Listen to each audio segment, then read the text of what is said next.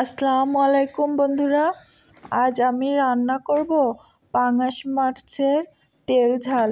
তো সাথে আমি আলু টমেটোও দেব। তো প্রথমে মাছটা কাটার জন্য চলে এসেছি। আমি প্রথমে পাঙাশ মাছের কালো যে দাগটা থাকে সেটা ডলে উঠিয়ে নিয়েছি। এখন মাছটাকে কেটে নিচ্ছি।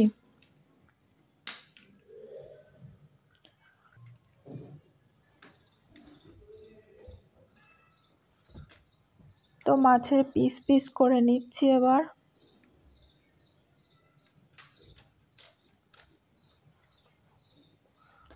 তো বন্ধুরা, আপনারা সবাই কেমন আছেন? আশা করি ভালোই আছেন।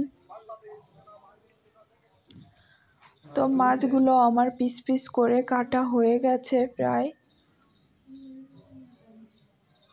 মাছটা 1 কেজি সাইজের ছিল। তো এবার মাছটাকে ধোয়ার জন্য চলে যাব। তো ধুয়ে নিয়ে চলে এসেছি। কড়াইয়ে প্রথমে তেল দিয়ে তেলটা ভালোভাবে গরম করে মাছের লবণ হলুদ মাখিয়ে গরম তেলের ভিতরে দিয়ে দিচ্ছি ভেজে নেওয়ার জন্য। তো আমার এক পিঠ ভাজা হয়ে গেছে, এখন আমি উল্টে দিচ্ছি। তো দেখুন বন্ধুরা, আমার মাছটা কি সুন্দর লাল লাল হয়ে গেছে এক পিঠ। তো মাছ ভাজা হয়ে গেছে, এখন আমি উঠিয়ে নিচ্ছি। ওই তেলের ভিতরে দিয়ে দিচ্ছি আলুটাকে একটু ভালোভাবে ভেজে নেব লাল লাল করে। লবণ হলুদও দিয়েছি আলুতে ভেজে নেওয়ার সময়। তো ভাজা হয়ে গেছে, এখন আমি উঠিয়ে নিচ্ছি আলুগুলো। এখন এই তেলেই মাছটা রান্না করব, তার জন্য দিয়ে দিচ্ছি পেঁয়াজ আর শুকনো ঝাল বাটা, আদা রসুন বাটা আর জিরা বাটা দিয়ে মশলাটাকে ভালোভাবে কষিয়ে নেব।